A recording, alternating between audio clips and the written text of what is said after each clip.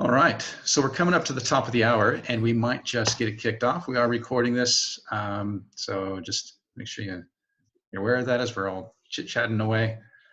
We will be posting this up on later. Thank you very much, everybody who's joining us on the webinar. My name is Chad Renando, and we're kind of bringing this stuff together in order to help those who help other people. So what we call the builders, the ecosystem leaders that are out there. And that's a range, everything from government to innovation hubs, co-working spaces, chambers, anybody who helps other people build, grow, and scale businesses. And I'm joined here by my co-host, Di Somerville, who's going to be chatting away as well, which we'll introduce. Do want to pay respects to the traditional owners of, traditional custodians of the land on which we all do stand. And pay respects to elders and leaders, both past, present, and emerging. And so for today's topic, we are going to be having a chat around local government. We've been running these webinars for a couple of weeks now, and one of the questions that came up last time is what is the role of local government as we move forward? How does it support? As businesses are fundamentally changing business models, how does local government then adapt to be able to support them as they move forward? Because they are trying to support their ecosystems both through this situation and moving on. And we've seen a range of things, everything from governments responding to alleviating rent for companies that are within their assets, to alleviating parking and things like roads and rates that you'd expect. And then moving into how do they change procurement practices to adapt for more rapid responses within the health system, to how do we actually give support from a financial perspective to businesses doing it tough in our region. We're seeing a range. And the other question I have as we watch all of this is what kind of things are we putting in place now that will then sustain as we move forward? Quite often we can think about things like traditional economic development and the innovation ecosystem almost as separate, but what does it mean to actually bring that together in a almost like an economic diversification portfolio? And some of the people on this call will be able to speak more to that as far as what's happening. Just to give you an introduction on people that we're going to be hearing from, we've got people representing from local government who are actually dealing with this on a day-to-day basis.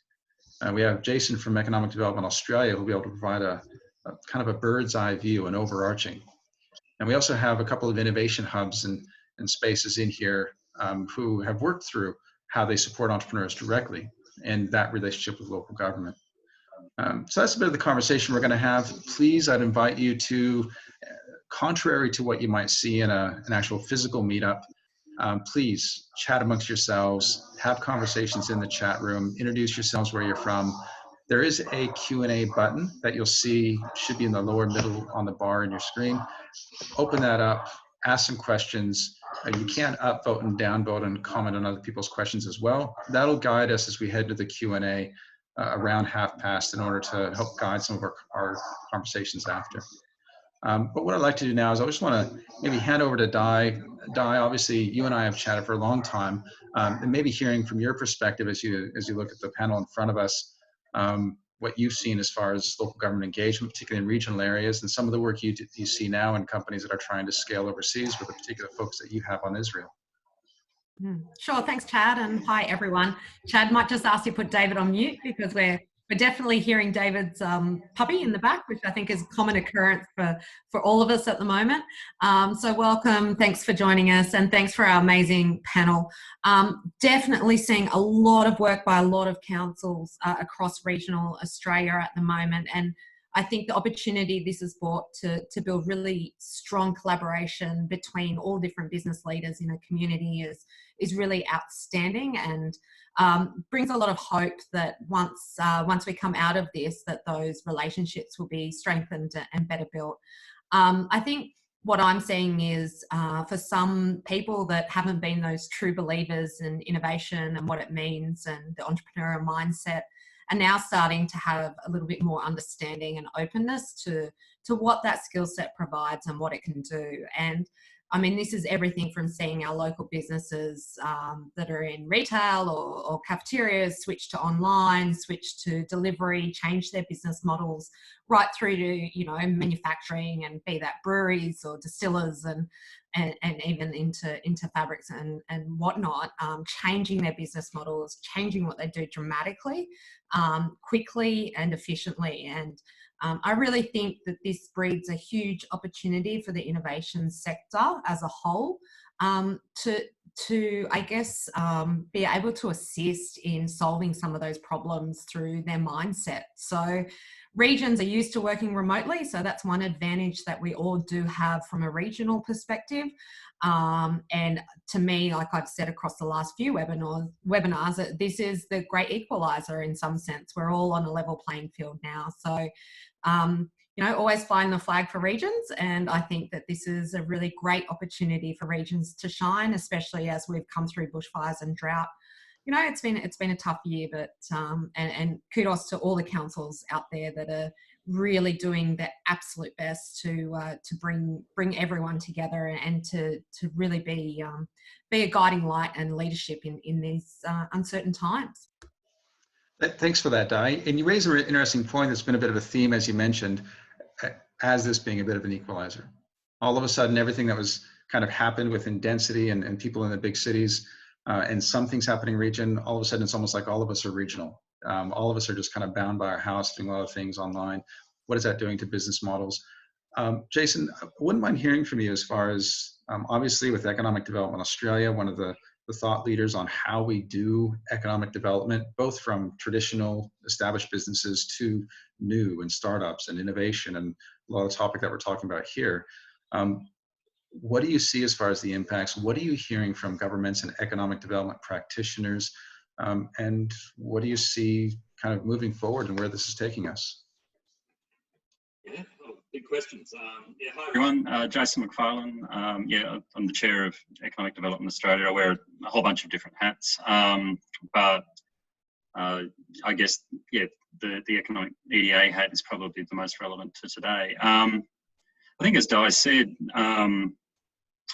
the economic development space as a whole is having that sort of period where all of a sudden we're very, very relevant. And particularly at a local government level, I think economic development as a function has probably been sort of set a little bit down the list for a lot of local governments for a long time, and all of a sudden it's moving really quick to build capability and to I guess resource and look to the economic development teams to provide some level of leadership as to where I guess how local government might support businesses and enterprise in a really, really tough time. So there's certainly a greater urgency that we're observing right from the outset.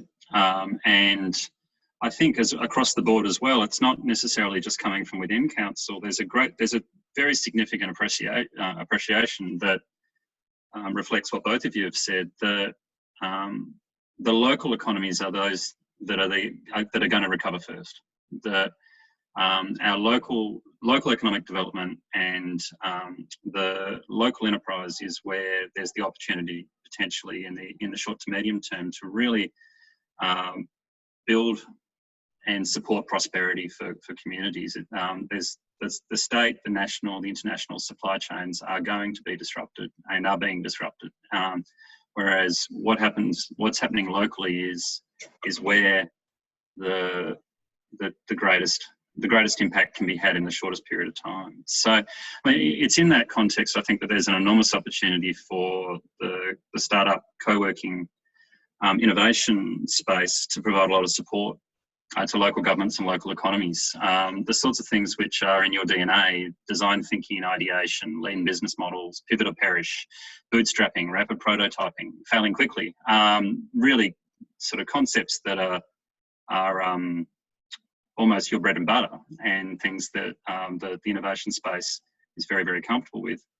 Not so much traditional economic development, and certainly not so much traditional local government. And these are areas which we're rapidly having to get our heads around, and I guess concepts we're going to have to deal with to support our economies as best we can. So I guess it's in that theme that there's probably a few themes that are really coming to the fore in the conversations with our membership.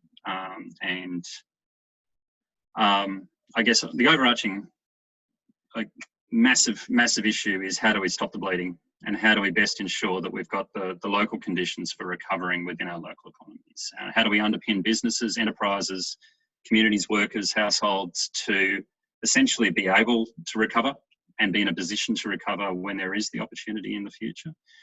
But local governments, we have to recognise as well, are having to deal with that internally, their own survival, their own, I guess, ability to operate as well. That whether it's a local government, an economic development agency, or even a private group, we're all trying to support other enterprises, but at the same token, we're all having to look at ourselves and work out how we are going to operate and survive in a vastly changing climate. So everything is about survival right now, and that's absolutely that underpins absolutely everything that's being said. But within that broader idea of survival, there's a few probably themes and opportunities where I think there's a real synergy between what the innovation sector can provide and what local governments potentially need.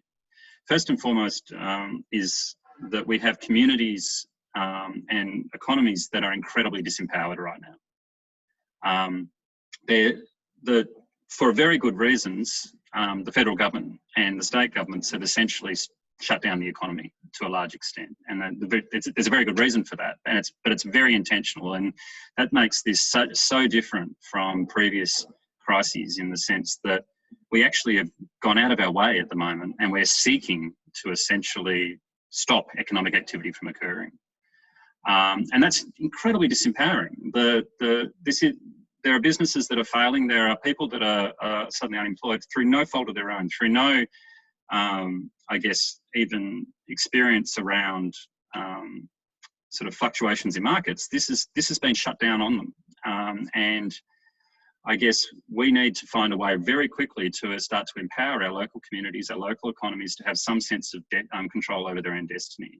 Otherwise, there's going to be a lot of destructive outcomes that can come from this. I think we've all felt the inclination to hide under the bed and wait this one out at some point over the last couple of weeks. And we're seeing it at a consumer level that people can also behave really irrationally to find some agency in a situation. And that at the moment, the queues for toilet paper, there's no rational real reason for why that behaviour is occurring, but it is rational on an individual level. I'm doing something that might make a difference to me, and it's some way that I can try and gain some agency over the situation. So we need to turn those destructive types of behaviours in hiding under the bed or going and doing something that might have some pretty significant unintended consequences, and turn them into something that's constructive. So how do we get better information as to what support's available, what positive constructive activities or behaviours are being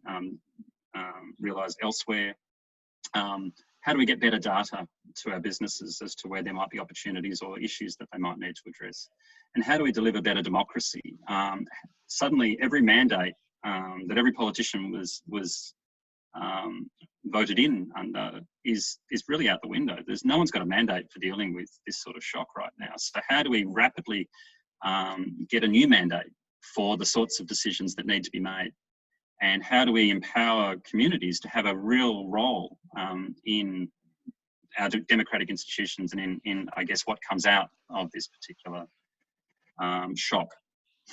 How do we facilitate and optimise local trade? We've got massive disruptions, as I said, to state, national and international supply chains, and they may never operate quite the same way again. How do we facilitate trade within local economies and between local economies in ways that might exist out of the traditional marketplaces or supply chains that have kind of got us to where we are today? How do we capture and retain local value? The reality of globalisation and I guess our economy pre this crisis is that a lot of activities that happen, particularly in the regions, have the benefits have largely bypassed local communities. How do we capture that? It's more important than ever that we capture local benefit from the activities that that's occurring. The state and federal governments are going to be focusing on gross state product, gross domestic product, taxation returns. We need to make sure that we're advocating on behalf of the economies, the local economies that represent our communities. How do we do more with less? The reality is we're all working out now in a time of scarcity. So we need to be innovative in the way that we actually deliver high impact outcomes with possibly less than we've and certainly limited opportunities to develop new infrastructure, new solutions in the short term in terms of hard infrastructure, but we can repurpose what's already there. So how do we repurpose for new outcomes?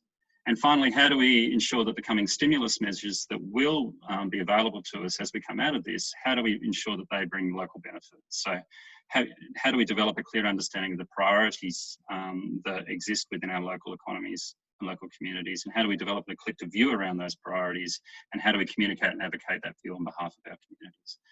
I think if we can kind of find some solutions in those 5 particular issues, there's an enormous opportunity for the sector to support local economic development going forward. Thanks for that, Jason. No small task. And so if local government can just get on that would be great.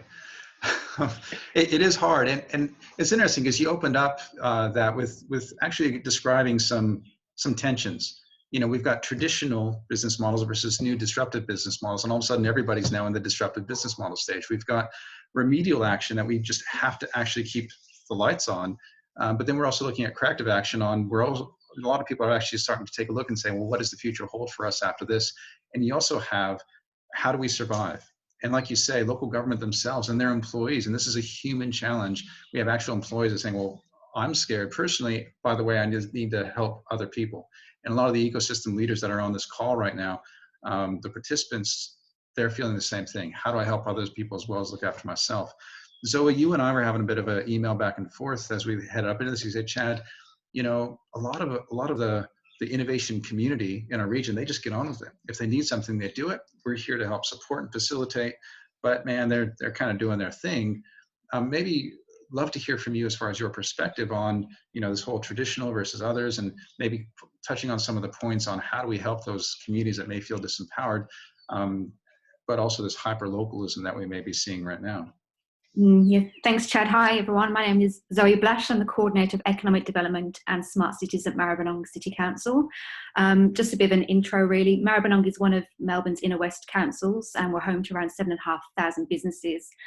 So we're really at that coalface of trying to help our immediate business community, which is predominantly local traders and you know, sole traders as well. It's the trader associations, it's the people with the shops, the cafes, the restaurants. So kind of that's where our focus is.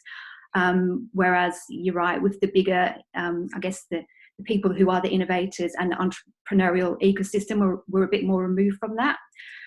So yeah, I think when I speak about how local government's helping the business community, I'll throw in some examples from what Maribyrnong's doing to help, I guess, that immediate business community. But it's also just worth highlighting that there are probably, you know, very broadly speaking, 2 key areas of response. We've got the immediate phase that we're in now, looking at the short to medium term actions, and that's kind of, you know, what Jason was saying, that's survival mode. It's that reactive, what can we do now to help businesses? But there's also the longer term recovery program, which we need to also put our minds to. And that will probably be more state government led initiatives as well, to tap into opportunities to rebuild the local economy and to help the business community. I think the key priority at the moment for businesses is their cash flow and their balance sheet. So any tangible assistance that can be given is really key priority. So in terms of examples from Maribyrnong that have been implemented, and this is kind of like a moving feast at the moment because it's changing quite rapidly. It's things like deferring rate payments, you know, for the next 2 quarters, offering 50% discount on rates for, say, a May payment. And then, you know, commercial tenants that are in the council-owned properties, offering some rent rebates there too, or rental reductions. And this is like just looking for the remainder of this financial year. I mean, we don't know how long it's going to go on for, but it's kind of just taking it that step-by-step approach. There's other things that are being done too, just to help with the financial pockets of businesses, you know, refunding the footpath trading permits, refunding the food registration permits, waiving planning application fees to kind of still help those businesses that are looking at starting within the next 6 months.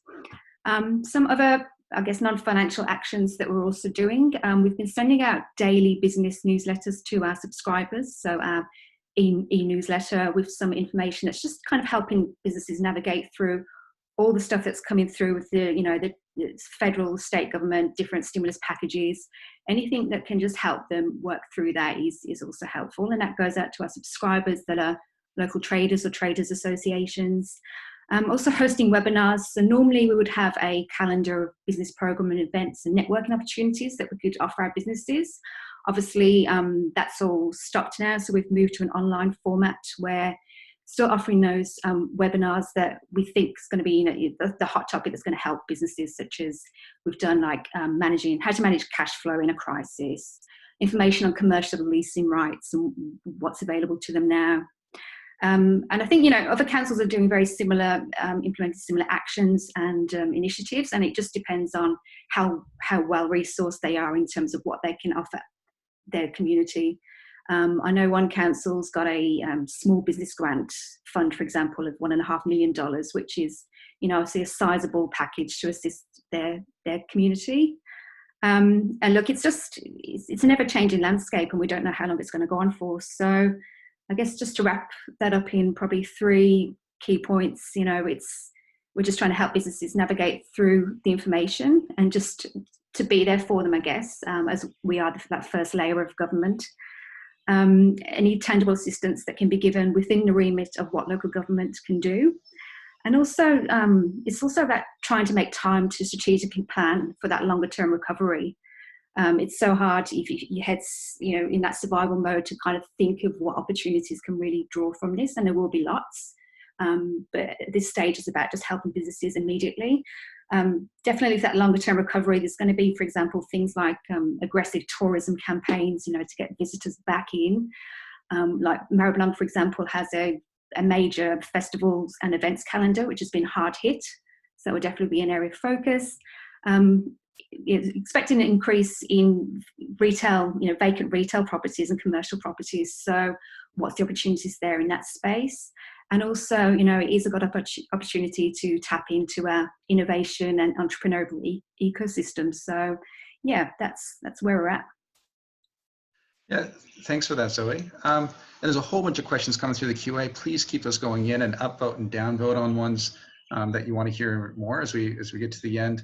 I know I have a few questions which Zoe don't answer right now, but you know, one of the ones, and I think I saw it just trailing in there, is a lot of these functions that you're talking about are definitely within the remit of council. You know, changing rates and deferring council assets and a lot of those things. Entrepreneur communities like, man, that's your gig, whereas Di says that's your jam.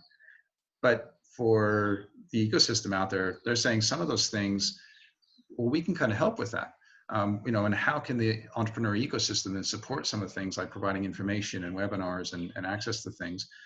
But Di, you had another question as well that you were wondering about.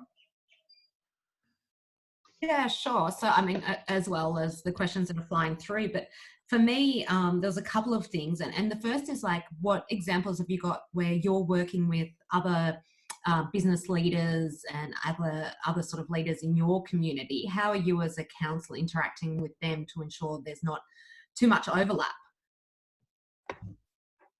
Look, I think it's very early stages at the moment. Maribyrnong, you know, the focus is really with the local traders and, you know, the immediate business owners within our activity centres, and that's the focus. For other councils, it's different. They do have more of a collaboration with, you know, the entrepreneurial ecosystem. So it just depends. And I think everyone's still finding their feet. It's so fast moving, and you know, local governments, there's a lot of red tape, as we know, and just trying to work through those is the challenge. And remembering it's not just the business community. Councils are responsible for a lot of different functions. So everyone needs something and everyone needs resources. And as Jason said at the beginning, you know, economic development teams in councils, they're often just very small teams with not much resources. and now suddenly they've got like, you know, a big role to play. So there's going to be a bit of a lag between what we want to do and what can actually happen. So it's about spreading the love. Thanks for that, Zoe. Definitely a challenge in these times, and you know, especially in some of the regional areas, potentially with some of the different focuses. David, I want to just maybe pass over to you and hear about some of the work that you're doing.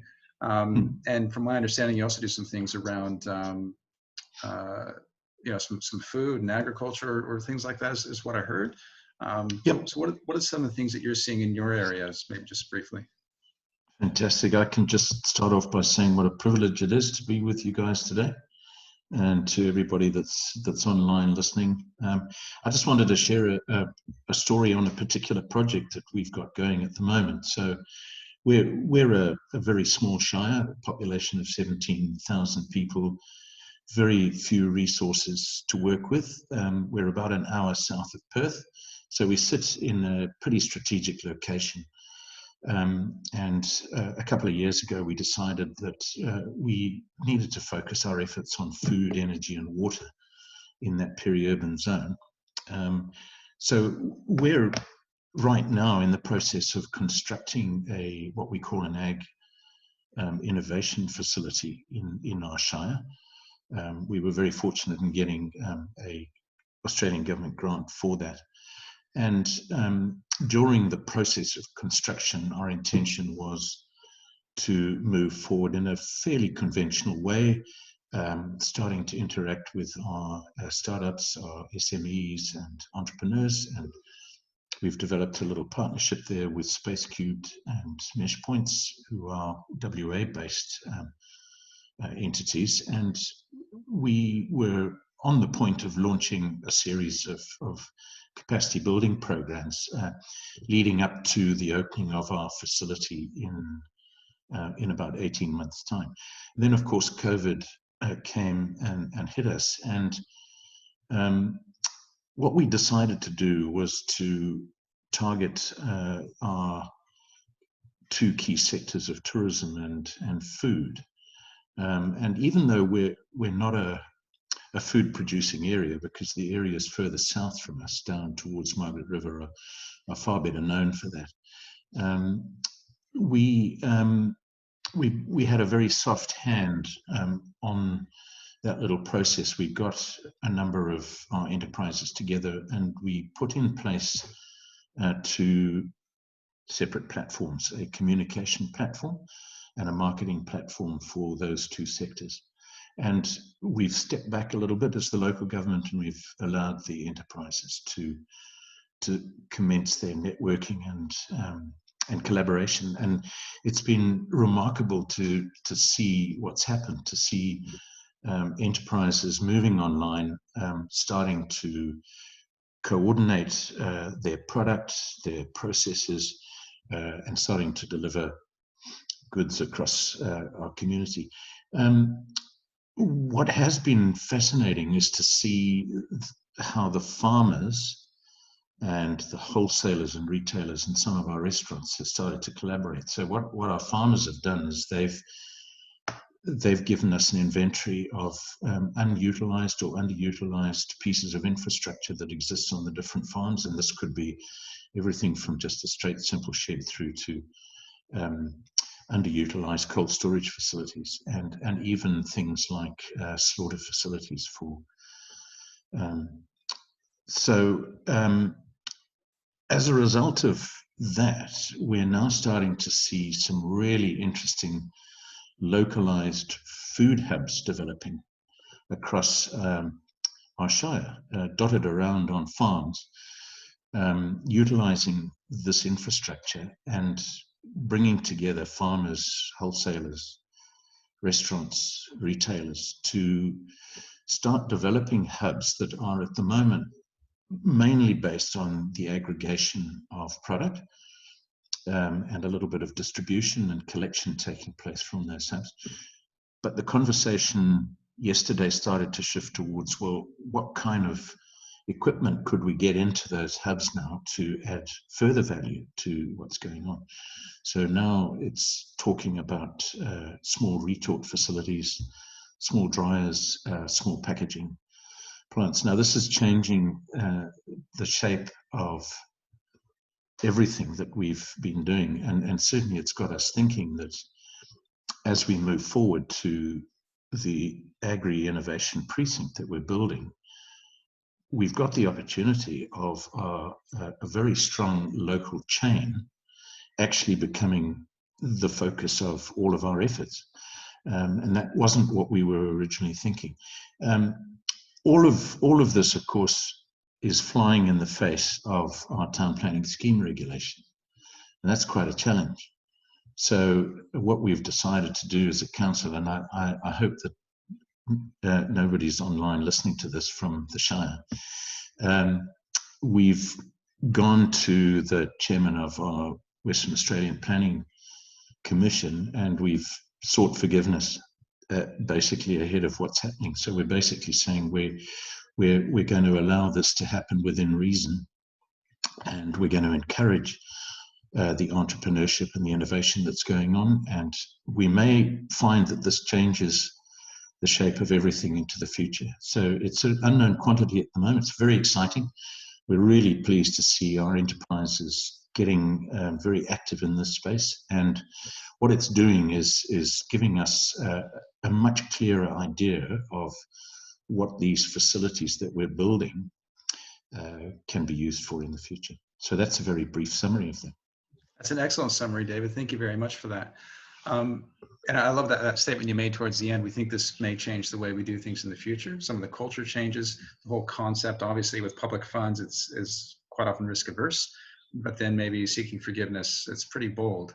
And I also picked up on kind of the more the partnership model from a smaller council, recognizing that you may not have all the resources you need, but then partnering with the likes of Space Cube, which Kylie can speak to, and really facilitating that framework.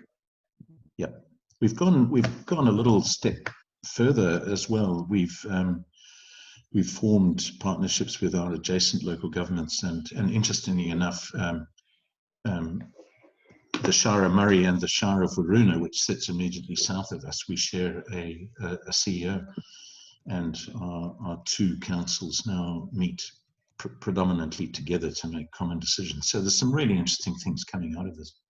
Yeah, excellent. Yeah, and some of those collaborations, I think, and like we've spoken at length about kind of Sunny Coast's position on the Sunshine Coast where you're from, as really facilitating a bit of that framework. So I'd love to hear your thoughts on what do you see as far as kind of council's position, both in responding to the crisis, setting things up to help the immediate, as we've heard, but also, is this going to change things moving forward? Thanks, Chad. Hello, everyone. Like David, it's a privilege to be involved in this conversation because I'm learning as well as alongside everyone. And forgive me, I've started to answer some of the questions that have been popping up just from my perspective. So just to help move through, because I understand on the audience we've got council staff, we've got innovation leaders and interested folks. So from a Sunny Coast perspective, for those of you who aren't familiar with our region, it's about 2,000 square kilometres, 350,000 residents, 30,000 businesses, and council itself is about 1,800 staff. So we're one of the super councils in Australia, alongside Brisbane and Gold Coast. I've got several tribes. My innovation tribe is my personal passion and has been for many years, and I roll up my sleeves alongside everyone else. But I've also got the privilege of leading another tribe, which is an economic development tribe. So I've got a team of 10 who modelled around traditional clusters. We call them high value industries, so food and agribusiness, health and wellbeing, etc. So David's comments and reflections are something that one of my team members has been working on with our local food and agribusiness network around food innovation hubs and distribution hubs. So, but with those tribes, then we have a super tribe, which is Team Sunshine Coast, which is the collaboration. And we all take a very distributed leadership approach in our community around the topic of innovation, and it isn't the domain and of any one expert per se. We've got a lot of actors or folks who roll up their sleeves and contribute and don't duplicate and subsequently support each other. And I've got a couple examples around what's happened recently in that space. But to follow on from Zoe's information, we too have been doing local stimulus packages. And just so everyone's aware, when you look at local government, and I see some of the questions around topics that are outside our scope. So we get 0.0007% of the revenue budget that the state does, and then even add more zeros from a federal perspective. So our policy levers are essentially reducing our fees and charges, and many councils across Australia have been very quick to do that. We already had a strong buy local program, and this will be continued to be strengthened, obviously. We immediately, several weeks ago, started working with 31 major event organisers, because those of you familiar with our region, it's a tourist destination, and we have a lot of major events that we sponsor for the purposes of stimulating tourism. So bed nights, millions and millions of dollars of bed nights in their economic impact were decimated back in 13th of March. So in amongst the immediate response, we're moving through to then shorter term package development that is complementary to the state and federal. So think we're funding specialist advice for businesses in critical need to access accountants, legals, HR, insolvency, professional advice. We've got a team member on supporting an online transition process for our traditional sectors. And we've got a couple other programs in design and development now in partnership with the community. The one thing I've been reflecting on in preparation for this is our broader leadership role as an innovation ecosystem, and it goes to your earlier point, Chad, about the intersect between traditional economic development and innovation. And the people on this call are the front runners. They're the ones who are interested in innovation, have been practicing it, have been fostering and collaborating and supporting each other. And so now the opportunity to widen the net and subsequently support others who may have been giving it lip service prior to this. I can't believe how many times I've heard some of my colleagues use the word pivot in the last 2 weeks, when normally they wouldn't actually have a clue what we were talking about in innovation language. So support those who are now going, holy cow, I actually have to pay attention to this innovation stuff. And so from a natural leadership position of how can I help? So we're doing that as a team. And just to finish off, got 3 examples of how beautiful our ecosystem is, and wonderful through many years of collaboration and support. And when talking with Emma Greenhatch, who's the General Manager for FAN, our Food and Agribusiness Network, one of the strongest industry clusters in Australia, I'd like to say, with hundreds of members. They've been scrambling really quickly to work with their membership base to help them with the changed business conditions. And she said to me that it's through the many years of those relationships and those connections and referrals and the activity that they've been doing that they were able to work so swiftly. And so they're doing things like matching up other businesses with their food and agribusiness sector, think distribution models and packaging and home delivery, etc. And there's another lovely example which is somewhat secret squirrel, I've been told. So I can only talk about it in broad brush terms. It's our PPE equipment hackathon style approach. So at the moment, there's 30 innovators who are collaborating online, testing and trialling different prototypes for different PPE equipment in direct contact with our appropriate medical authorities in order to scale up production. And that's occurred because of that collaborative approach.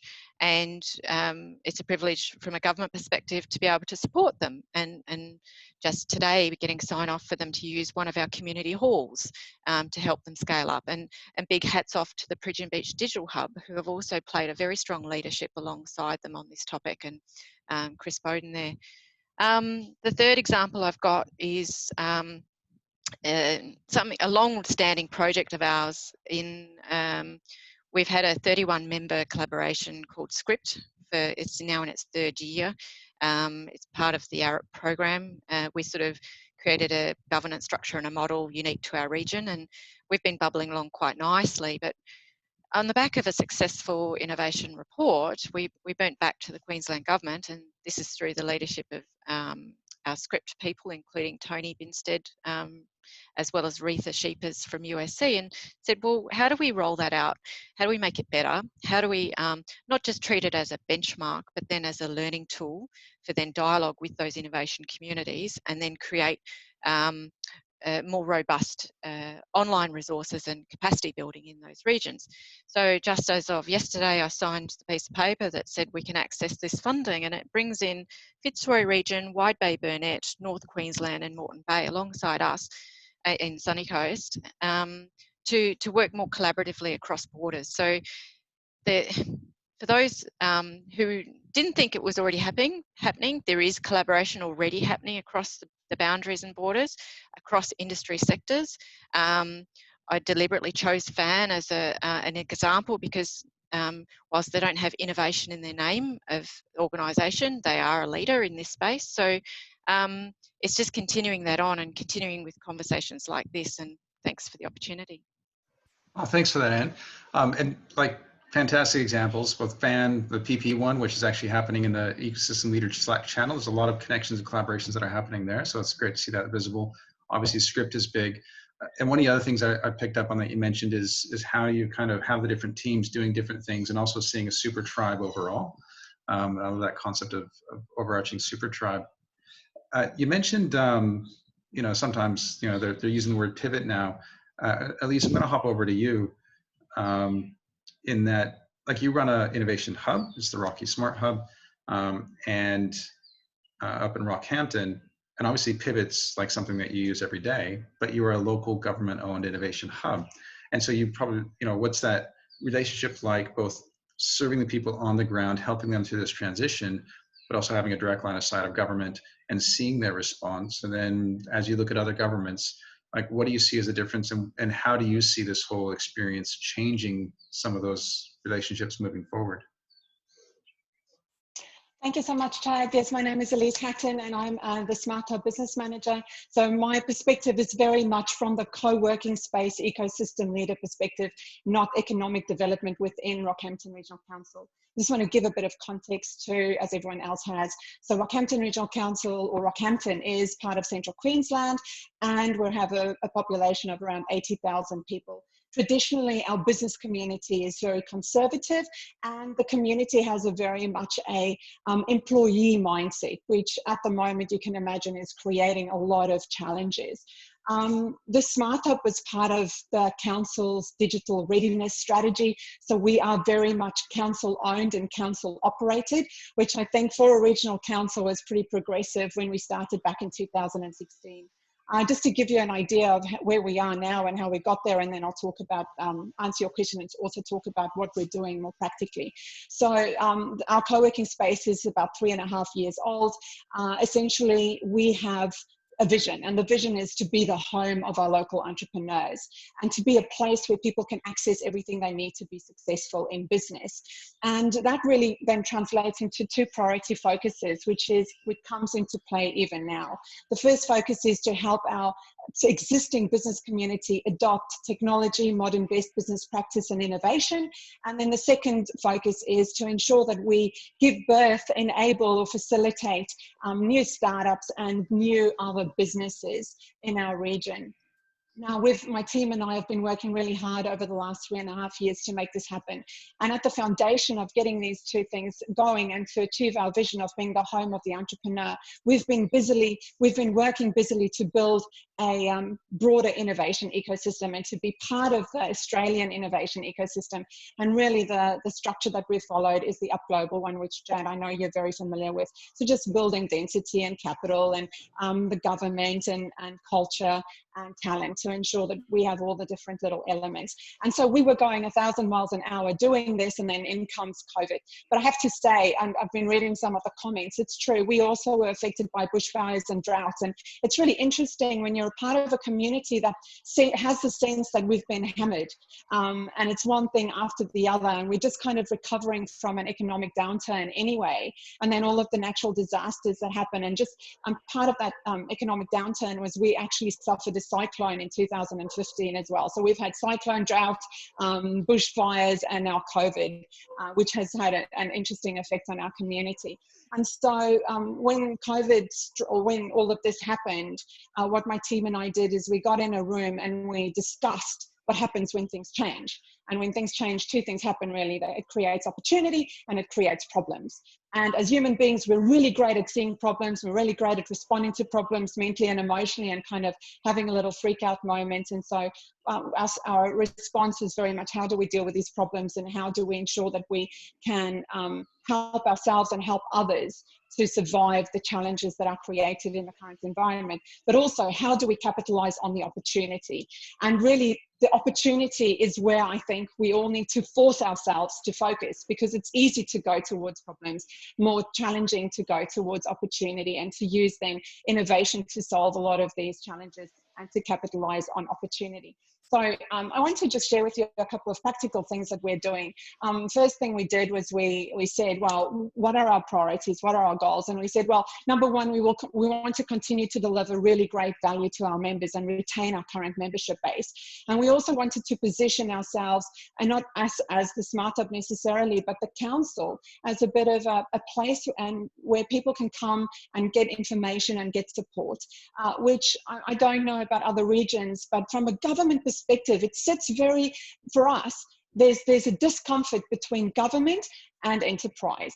And sometimes there's even a mistrust there, which now we can use this opportunity to bridge that gap.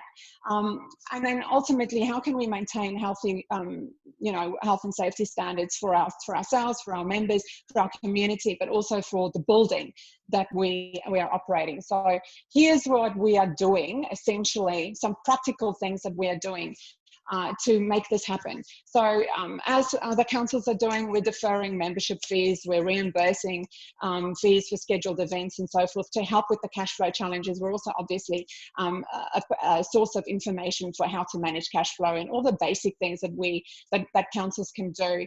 But what we're also strongly focusing on is how to help our business community get online. So I said before that the business community tends to be a little bit more conservative, and not all of our business community has been proactive in embracing technology. And so what we're doing is we're really helping them step by step through live events and tutorial-like events and webinars where we can almost screen share and say, hey, if you get stuck, here's another resource you can try, or here's who you can reach out to help. So in essence, we're continuing to connect not only people to information, but people to people, and people to even to our members who are now helping our broader business community get online. We're delivering virtual co-working, which I think is something that I'm seeing quite a bit of. But what our virtual co-working has morphed into is a mastermind group. And that's really excellent. So people bring up their current business problems. What am I struggling today? A really good example is yesterday was the end of month. I have to send out my invoices. I feel bad to send out my invoices. What do I do? And we kind of mastermind and solve problems as they come up every single day, which is really supportive and helpful for our membership base. We're collaborating with our chamber. We're collaborating with our economic development team, and we're really trying to help people where they're at. And number one, understand what the current challenge is, and then be as responsive as we can. One of the other ways that we're doing that is doing telephone and virtual mentoring and coaching. We're increasing, obviously, our social media activity. We are also continuing to deliver some of our programs. So we continue to deliver our MEX Accelerator program, which will be virtual. We're continuing our Turbo Traction Lab program, which we've been very fortunate in bringing startups from Melbourne and Sydney and Brisbane to Rockhampton. So we continue to support those businesses who are not in our region, but through delivering the program, but also just being part of our broader ecosystem and help them through. And then we're also obviously collaborating with the Office of the Chief Entrepreneur, with our local university, and the larger Australian ecosystem, which is just so grateful. So thank you. And then, of course, we are always trying to help our business community embrace that innovation mindset and see opportunities and see change and problems for opportunities for innovation, and kind of show them the way forward. Because it's one thing to use the word pivot, to use the phrase fail fast, to use, you know, innovation ecosystem jargon. It's a whole different thing to actually implement and live through the execution of those strategies. And I think there's a huge opportunity for all of us as ecosystem leaders to make those jargony conceptual terms reality, and to work together to try and help people capture the opportunity that exists right now, locally, but also nationally. And ultimately, this is not going to last forever, and we should remember that there's an end to this. And then what does that look like for us to go to global again? Excellent. Thanks, Elise. Some really good points in there, both as far as practically what you're doing now and almost like a natural evolution. Being in regional areas, as you said, you've had some members in your accelerator programs from, you know, Melbourne or Sydney or outside. So it is just kind of a way of doing things that you're a bit used to. I'm really conscious of time. We've got about 10 minutes left. I do want to get some questions, but Kaylee, I do just want to hear briefly from you. David did dob you in as far as a Space Cube, having a bit of collaboration. Maybe just in a minute or two, a bit about who you are and maybe just what that collaboration between, because we are talking about what that cross-section looks like between the Innovation Ecosystem and Council. What does that look like? Thanks so much, Chad, and thanks so much, David, for mentioning the work that I know that you're doing with one of the programs that we run through Space Cube called Mesh Points. So Mesh Points was set up a couple of years ago. It was federally funded initially, and really what that was designed to do was to create a little bit of a bridge and a network across a lot of the regional councils here in Western Australia, many of them looking to establish hubs, maybe not having experience, having done that previously available locally, but always being run by local members of the community. We feel that's really important. It was more of a support network to dial in. And I think that we've had some really fantastic examples on this panel here today of people who are working for progressive, proactive councils. And I will say it's actually so great to hear the kind of activities that you're going through and things that you're implementing. Not every council works like that. For various reasons. There's funding restraints.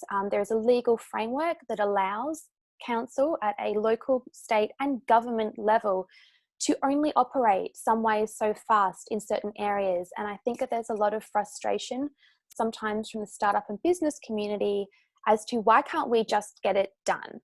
But the reality of it is, which I think that sometimes can be quite difficult and where programs like Mesh Points comes in handy, is that there does need to sometimes be a little bit of an understanding in the middle, both from government as to why private sector feels like that, but also some understanding from private sector around why government functions like that and why it has to.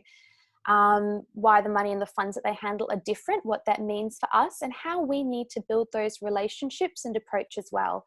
In times like now, I would urge anyone who is looking to engage with local council that maybe hasn't previously. The Mesh Points program currently functions in WA only across regional. There's no reason why, particularly at times right now, we can't extend that and help out other people who just like to pick our brains, ask what's going on from other regional councils.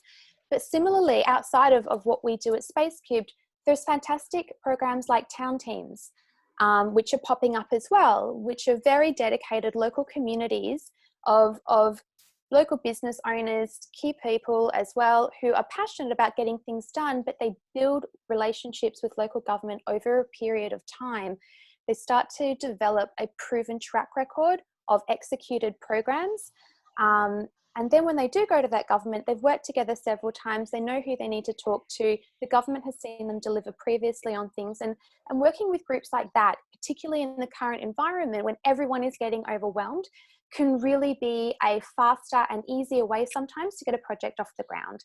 So I would absolutely love to go back to the questions, but just I guess a bit of a different perspective there on how everybody can work together. Obviously, if anyone wants me to expand on that, please hit me up after this. More than happy to chat about both what we do and what's available in the wider ecosystem outside of the Space Cubed as well. Thanks. Awesome. Thank you, Kaylee. And yeah, some really good examples as far as leveraging mesh points and leveraging other organizations outside of council that can then help with some of that collaboration and some of the overarching bodies. We're going to just hop in. We got time for maybe one or two questions.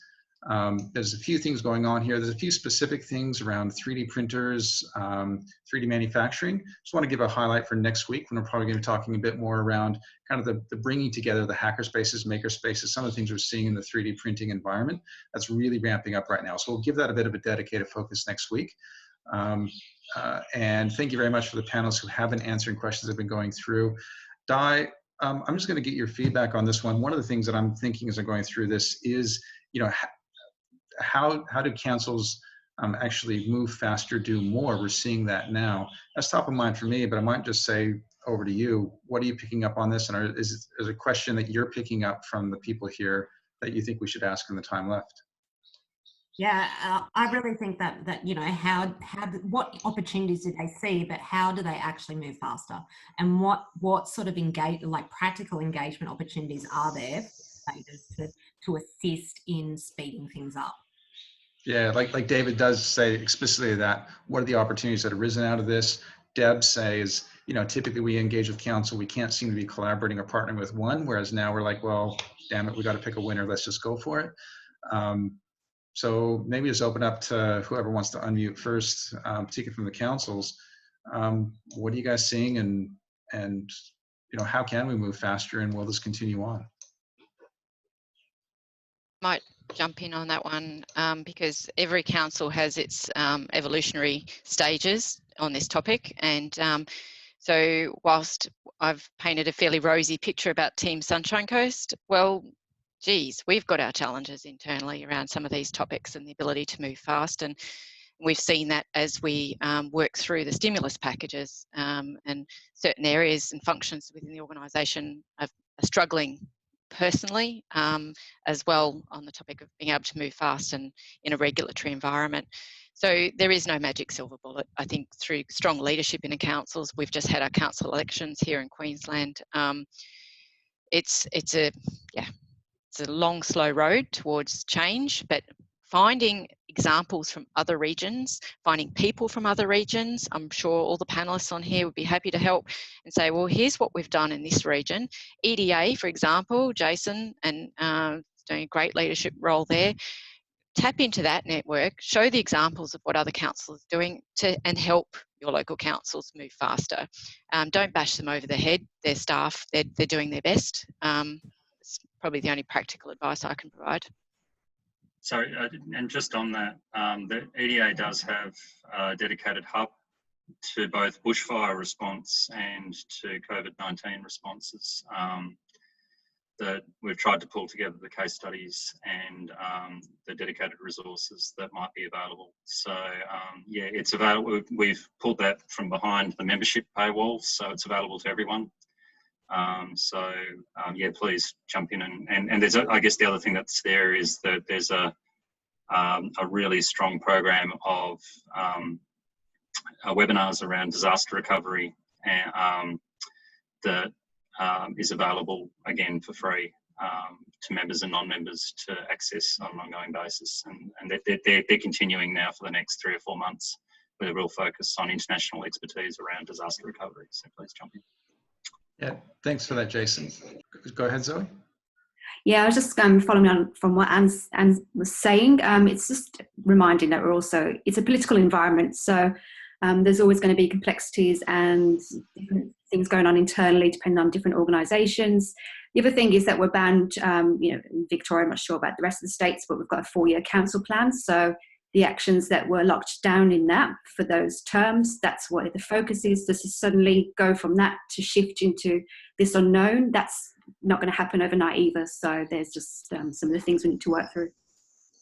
Yeah, that's great. And some of the questions that came through in the Q&A are around, you know, how come one council can do it one way and another council doesn't the other way? And as Anne mentioned, it can be a bit of a life cycle, but it's also these stories which come to, you know, as Janine's asking, you know, how is rural and remote councils negotiating better connectivity to domestic sites? That's more like the internet, which we'll get to in a bit. But like, yeah, how do different people do it in different ways? A lot of it is around these examples. And also, as Di mentioned in the chat, how do we leverage the innovation leaders that are out there? There are people out there that can be leveraged by local government to be able to support them through this journey. We've got a couple of minutes left. I might just hand over to Di to wrap up. Before we do, though, I'll put in the Slack channel a link to, or in the chat channel, a link to Slack. There is a Slack of about 500 strong now of innovation leaders across Australia, where we are having conversations around this, from local government to hackathons, to hacker spaces, to manufacturing, a range of topics. Feel free to continue the conversation there. And Di, you just asked me a question privately in chat. Feel free to answer that yourself and to everybody, and yeah, take us home. Yeah, sure. Thanks, Chad. And look, first of all, thanks to all our panelists for taking the time and your expertise. I think the greatest thing we can do now is to lean in on each other and share stories and share experiences and learn from each other. So thank you for your time. We really appreciate it. And to Chad and Carly for also putting this together. There were a number of questions that we didn't quite get to. So we'll take those questions. We'll ask our panelists to provide a little bit of insight, and we'll send that back around to everyone. Like Chad said, jump into the Slack group. It is overwhelming at first, but find where you're best sort of suited and fit, and play in those channels and connect with those people.